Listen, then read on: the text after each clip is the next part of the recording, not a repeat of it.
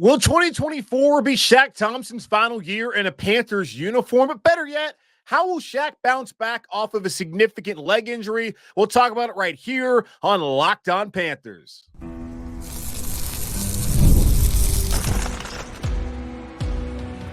You are Locked On Panthers, your daily Carolina Panthers podcast. Part of the Locked On Podcast Network, your team every day. Welcome into another edition of the Locked On Panthers podcast, a part of the Locked On Podcast Network.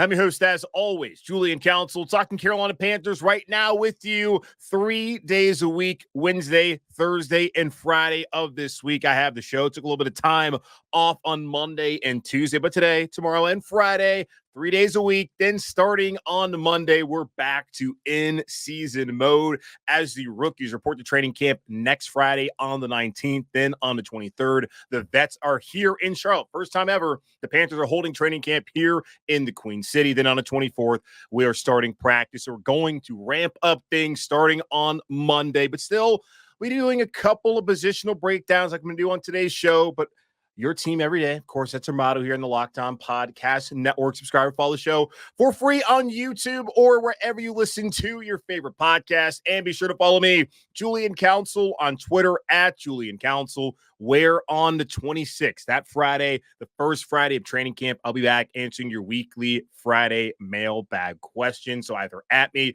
or DM me to get those questions in for the weekly Friday mailbag right here on the Locked On Panthers. Today's episode is brought to you by Game Time. Download the Game Time app, create an account, and use code LOCKEDONNFL for $20 off your first purchase.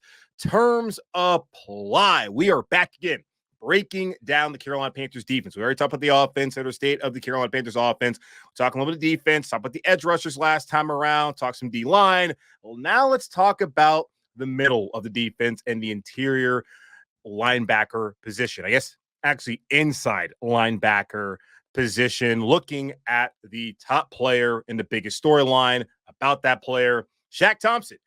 It's year 10 already, y'all, for Shaq in Carolina, which just blows my mind that this man has been here for 10 years, especially when you think about all the players who have come and gone and all the first-round picks who have come and gone since that time when Shaq was drafted in the first round by then general manager Dave Gettleman out of the University of Washington.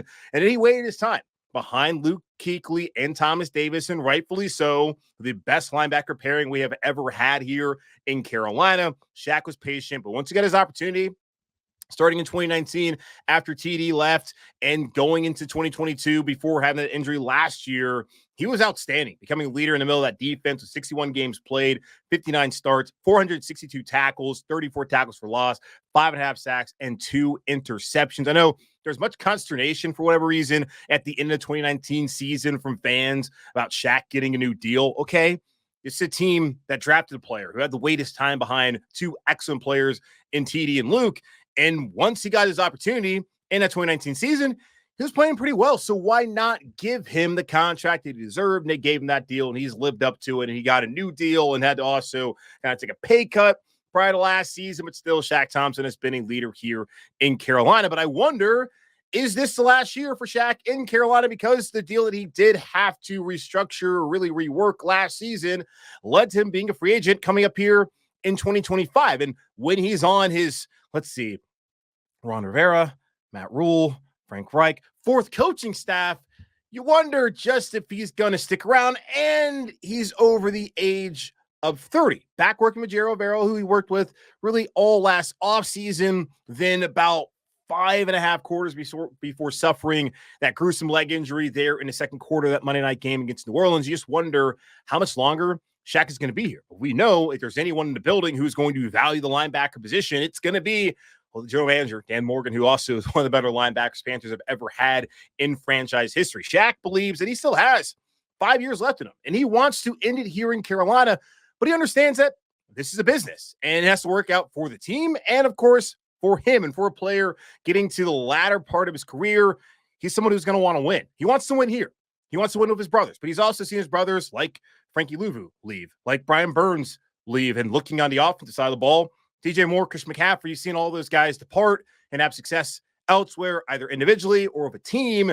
You have to wonder if Shaq's thinking about maybe it's time for me to move on after this year. But first, another key question is, how's he going to bounce back off of that leg injury? And having a conversation with somebody, they're saying it might be a little slow for Shaq to start off, just knowing how big of a deal that leg actually is compared to kind of how we talked about it among the fan base and in the media after suffering that broken leg in that second quarter against the Saints on that Monday night game. And when Shaq was playing the last couple of seasons, as I mentioned, he's been really good. Go back to 2022 and 2021, looking at his PFF grades, he posted a overall 72.3 in 2022 and in a 72.7 in 2021. Very consistent player those two seasons. And this is really where the Panthers, I think, will miss him the most last season. He had a 90.3 run defense grade according to PFF in 2022. That is elite. Like Frankie Luve had a 90 pass rushing grade, which is elite for that position. 90.3 run defense grade. It's exactly what you should be asking your linebackers to do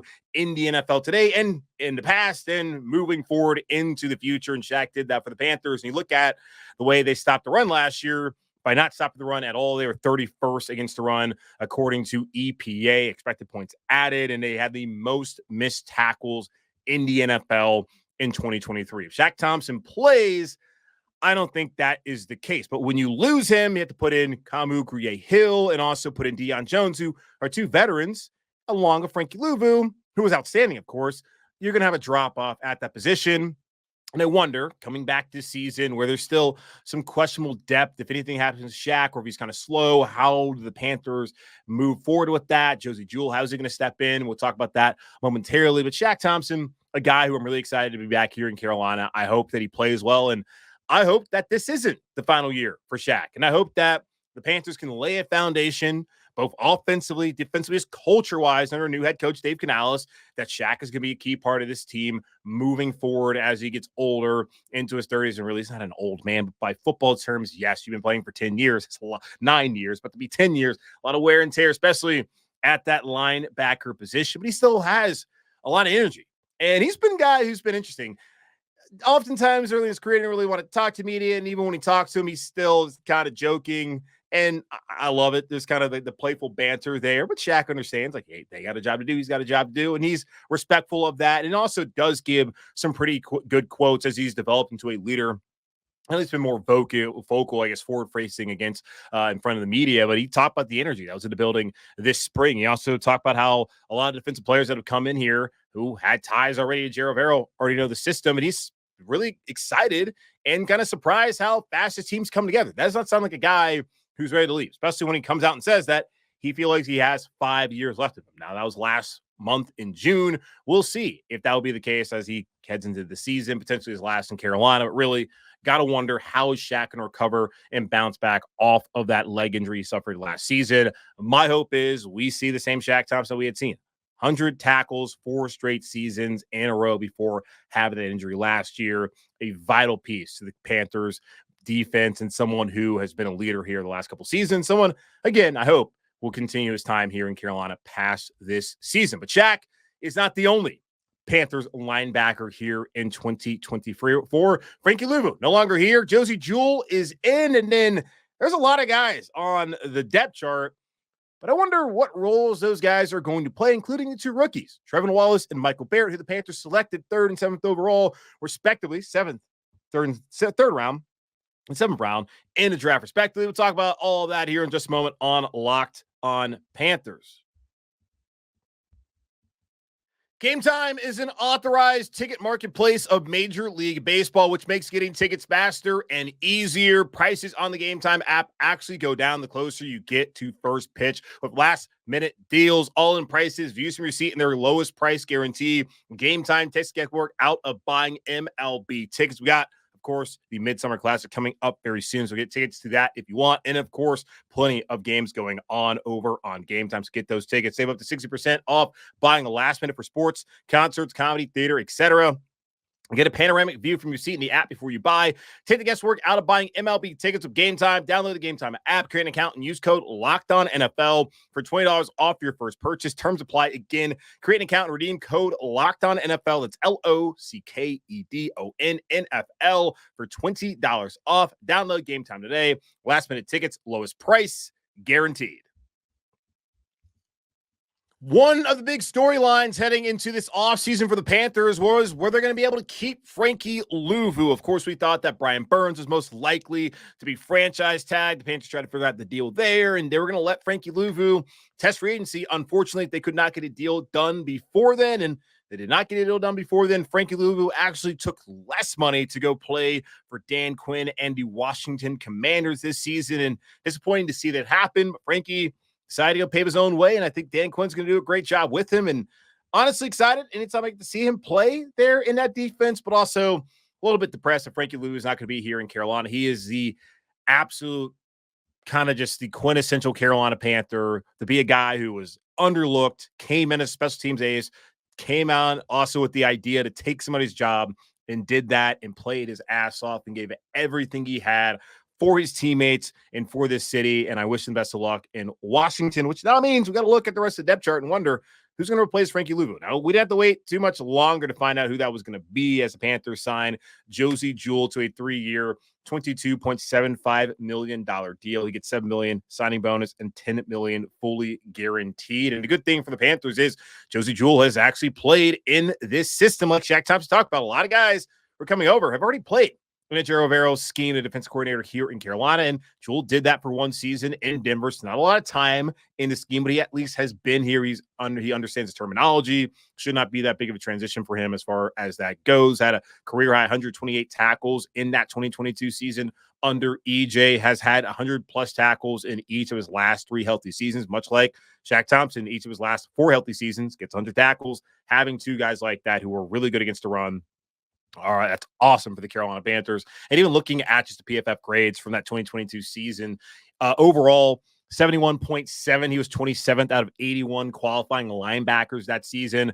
Run defense grade, 79.6. Not elite like Shaq was in 2022, but that's still pretty doggone good. Then PFF coverage grade, 62.2. So maybe not the best in coverage, but still when it comes to seek and destroy, which is what a lot of linebacking is, he's very good at doing that. And Shaq Thompson also very good at doing that. He's an experienced linebacker, which is what the Panthers need to do. We've ween in the past, they went out and got guys like Jermaine Carter Jr. was already here, got an opportunity, didn't play well. To hear Whitehead, number 52, we're not supposed to say his name. Number 52, who came over from Detroit, was a former Temple player, had experience playing, but really struggled when he came here to Carolina. The hope is with Josey Jewell having been a vet, played pretty doggone well in Denver, having been in the system, that there shouldn't be a noticeable drop-off. Now, I talked about this. God, it had to have been maybe back in March or April, just looking at whether he could replace Frankie. They're going to miss Frankie when it comes to pass rushing. We talked about the edge rushing group and how outside of Clowney, there are some serious questions about that room, and you would have had a guy like Frankie Luve to supplement that. You don't have that this season. And Josey Jewell, maybe they asked him to do that a little bit, but he's going to do it at the level that Frankie did it. I doubt that will be the case. Will he even be asked to do it like Frankie was the last couple of seasons here in Carolina? Not a big deal whether he is or is not. There's going to be something to miss out of not having Frankie. And I think that also Frankie's just a faster player sideline to sideline. And Josey has great instincts as well. No question about that. And he did call that one season he spent under Ejiro Evero the most fun he's ever had in the NFL. And the fact that he had that much fun and he was free agent is what led him here to Carolina. Talk about how Ejiro is an open book on the defense and a great teacher. And we saw that last year. All the defensive injuries Carolina had. You saw guys like Alex Cook at the step in there in the secondary, Deshaun Jameson, all those dudes. And you looked at how that defense did not completely crater. You can wonder whether they were actually as good as some people talk about, but you understand they were never going to be all that great when you lose all that talent due to injury. They were serviceable and at times good. So credit to Ejiro Evero, and Josey Jewell saw that. Looking at his grades too last year, wasn't as good as Luvu. Also a little banged up. 67.2 was his overall grade. 40th out of 82 linebackers. Run defense, 63.1. So dropped off a decent bit there. 58th out of 84. Again, not the healthiest last season. Pass rush, 71.3. 26 out of 62. Not bad. And coverage was 64.2. 35th out of 77. Actually improved from that 2022 season when he spent with Ejiro Evero. So Frankie longer here. Shaq and Josey. Those will be the 2 starting inside linebackers for Carolina. Looking at the guys behind them, Trevin Wallace out of Kentucky, 3rd round draft pick. I questioned once Panthers took him Is he going to be Shaq Thompson's successor? I did not look at linebacker as being necessarily a need for this season. The Panthers we had seen in the past under former general managers are always, and head coaches as well, were always looking to try to win that season. They would try to stack the roster as best they could, and they end up only winning 5 games, or last year only winning 2 games. Never really looking down the road at the future.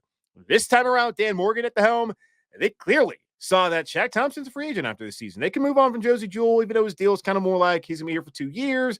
They need to find somebody who could step in down the line and be that starter. And as we saw with Shaq when he was behind TD and Luke, not to say that Shaq and Josey are going to be TD and Luke. That would be nice. But you can wait. You can be a little patient and get a guy who you think is talented and let him sit back there behind them. And Trevor Wallace, I think, will get opportunities this season, but I don't think there's going to be a ton of opportunities. You look back to when Phil Snow was the defense coordinator here in Carolina, saying he did things differently, but Shaq Thompson didn't really come off the field. And Shaq probably was not going to come off the field very often last year either, had he been able to stay healthy. And I'm guessing that's going to be the case. So Trevor Wallace will get opportunities, just probably not as many to really prepare him to be the guy next season. Looking at the PFF scouting report, and PFF, for those who are unaware, Pro Football Focus, Wallace is a top-tier athlete for the position, but he must improve his anticipation and recognition in order to truly be a difference maker with his physical gifts. So someone who needs to learn the position, and he's going to have to learn on the sideline this season. Then we'll see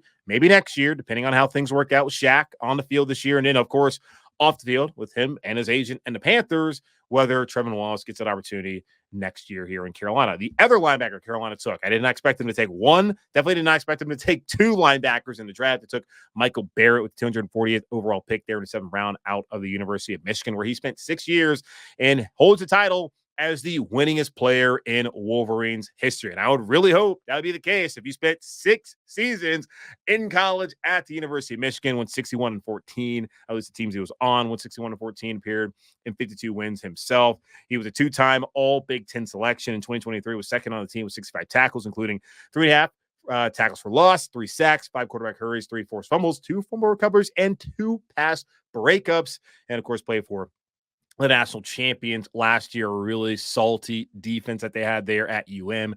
Pro Football Focus evaluation: Barrett is a natural football player, but he's too small to play linebacker, not athletic enough to play safety. He projects his potential special teams ace with some defensive responsibilities in dime situations. And good that they brought up in dime situations. We talked to Isaiah Hull, who is the Locked On Wolverines host, back in probably, well, I guess would have been May after the draft. He talked about how Barrett started his career as an outside linebacker / safety hybrid before shifting more inside as a weak side linebacker or in that dime spot. That is what he's going to have to play here in Carolina. The closer he is to the line of scrimmage, the better off he's going to be. And he also is not bad in coverage. That's kind of good to have a guy who may be undersized, 5'11", 233. And I brought up on that show when talking to Isaiah, the best linebacker in Panthers history, Sam Mills, was 5'9", 229. And he's in Canton. Not saying that Michael Barrett is going to be Sam Mills, that he's going to be in the Hall of Fame and going to be recognized for all of time here in Carolina with a statue or just a quote, really not a quote, like the identity, the entire essence of what this franchise is supposed to be about, David Tepper. But he can be a good player for them, special teams wise, and he could have a role. And you don't play that many years of high-level college football for that successful program, especially the last 3 years under Jim Harbaugh, and not have an opportunity to come in here and potentially make the roster, but also like to contend for a spot and have some kind of role down the road. This year, special teams, that's the way he's going to get on the roster, and maybe they can find another spot for him. He's an older prospect, so there's not much time really for him to kind of be in the league and all that kind of stuff, but still, we'll see how it works out. Looking at the rest of this group, you got Chandler Wooten, played 17 games past 2 seasons out of Auburn, recorded 9 total tackles. He played 81% of special team snaps last year and 56% of those in 2022. 322 total special team snaps compared to 47 defensive snaps past 2 seasons. You got other guys like Clyde Cherilus, who played in 6 games last year after being claimed off the waivers from the Jets. That was after roster cutdowns, tallied 105 special team snaps in those 6 games. Was inactive week 1 against Atlanta, played 6 straight games, then had a knee injury, went on IR November 3rd, was designated to return late in December, never did, so he missed the final 10 games of the season. Then Tay Davis, someone who came in because Clyde Cherilus was injured, because Chandler Wooten also was banged up at times last year. He joined the Panthers last November from Atlanta, providing depth that they sorely needed at that point in time. He had 5 special teams tackles. That was 3rd on the team in 8 games last year. And he has built a reputation as a reliable player in the kicking game, which will be important as kicking rules have changed. He played 143 special team snaps last year, though 70% of those that were available to him. And then the final one here on the depth chart, you have Jackson Mitchell, undrafted free agent out of the University of Connecticut, led the Huskies defense and tackles last year of 113 total tackles, averaged 9.4 tackles per game. That was 19th in FBS, and that's pretty damn good because UConn is brutal. He also finished with 7.0 tackles for loss, 1 sack, forced fumble recovery, and interception. 2023 season, he had 5 games of double-digit tackles and finished with 19 total over his career. And Mitchell ended his career 3rd on the all-time list at Connecticut in total tackles with 438 over his 4 seasons. That's pretty damn good. I think about what Luke Kuechly did all the time at Boston College, like 530 tackles in 3 years, which is just ridiculous. So not quite that level of Jackson Mitchell, prolific player there defensively for the University of Connecticut Huskies under Randy Edsall. And then Bob Diaco probably before that. So those are the rest of the guys here on the depth chart here in Carolina. How many linebackers are going to make the roster this year? They only kept 4 last year. Looking at some of the numbers, I'm thinking on the edge and in that defensive line, could they potentially maybe keep 5 linebackers, especially knowing that new special teams coordinator and all that? We'll talk about that here in just a moment on Locked on Panthers.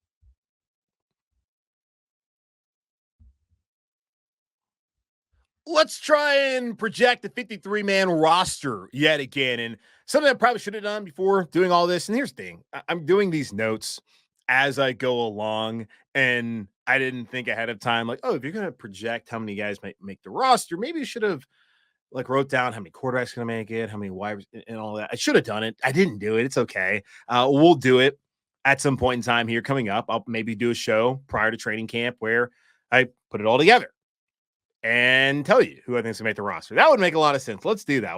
Let's earmark that for a show here on Locked on Panthers, even though I would have spent like the last month and a half basically telling you who I thought may make the roster and all that. But we got it broken down in 3 tiers: guaranteed roster spot, roster bubble, and then practice squad, or ain't going to be here.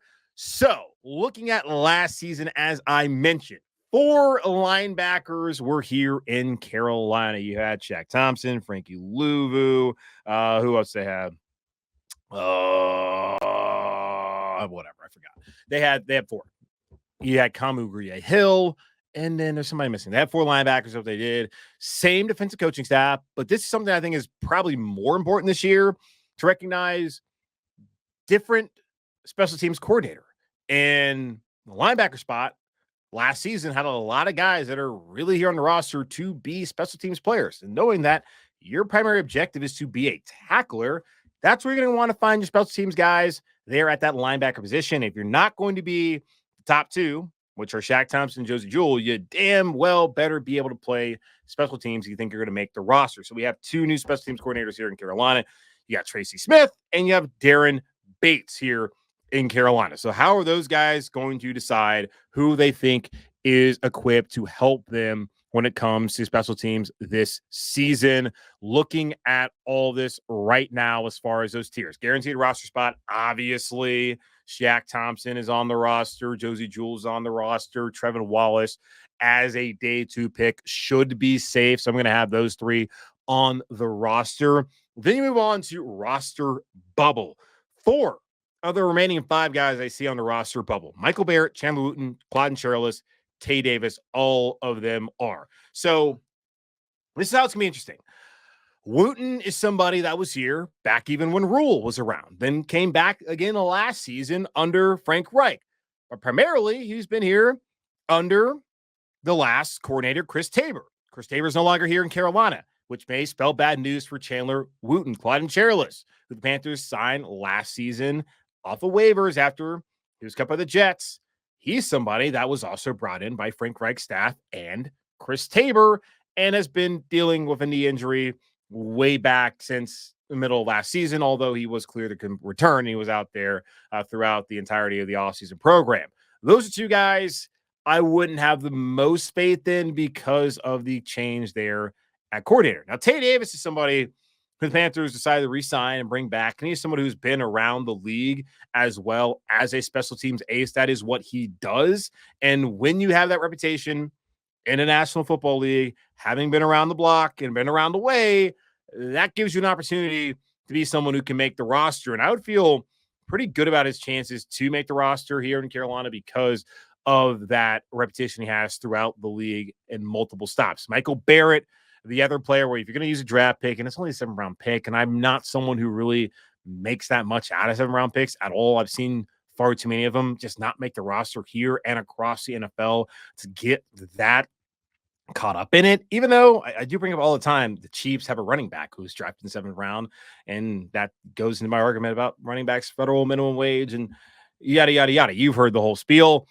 I would hope that they would want to keep him around. I feel like this is a coaching staff that didn't want to waste those picks. I'm not saying they wasted any picks, but I think that they use that on Barrett, knowing how he's been around for a long time, he's been a leader, been a solid player, and that he could be flexible positionally there, either at linebacker. I don't think really in the secondary, but still they could use him multiple ways. I feel like if they're going to take 5, he is the 5th. And I would think right now, Shaq, Josey, Trevin, and Tay are the 4. And if they take 5, which I think they're in a position to take 5 because of the amount of guys they can use on special teams and because of the importance of the kickoff, the new kickoff rules, I think that those would be the 5. And then it's Wooten, Cherilus, and really could be any of those 4. Any combination of those guys, whether it be 2 of them, 4 battling for 2 spots, or 4 battling for 1 spot. It could be any of those guys I could see making it because, well, they're special teams guys, and that's why they would make the roster. And in the final one, Jackson Mitchell will have him as a likely practice squad guy. And really, any of those 4 I mentioned before, and this is the case of all the roster bubble players I talk about, are likely practice squad players if they do not make the team. Now, granted, there's other teams out there that may want to bring them in, knowing that those are 4 players who can play special teams. I think that they're also bound for back squad if they don't make the team.